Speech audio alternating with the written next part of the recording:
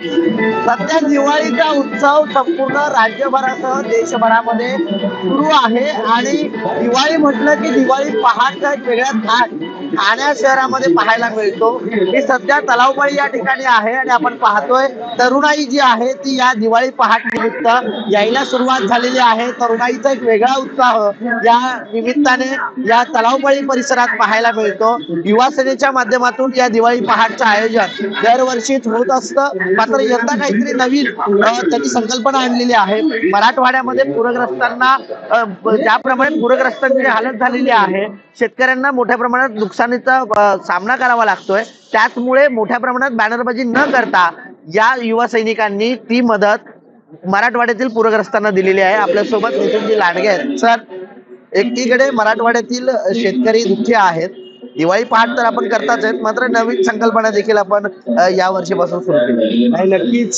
शिवसेना आणि युवा सेनेची दिवाळी पहाट म्हटली की भव्य दिव्यपणा आलेलाच आहे। गेल्या 15 वर्षामध्ये ठाण्यातल्या तरुणाईने आम्हाला ठाण्यातील सगळ्यात मोठी दिवाळी पहाट होण्याचा मान दिलेला आहे।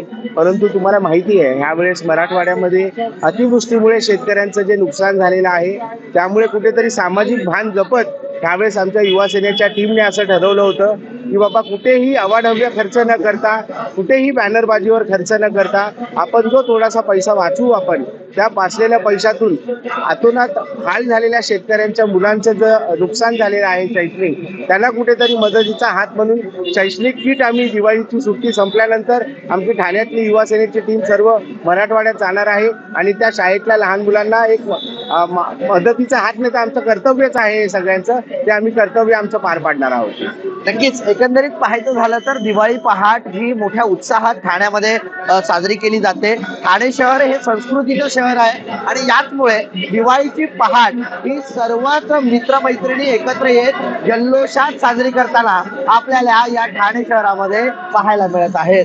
कुणाल गोयटे, जय महाराष्ट्र न्यूज, ठाणे।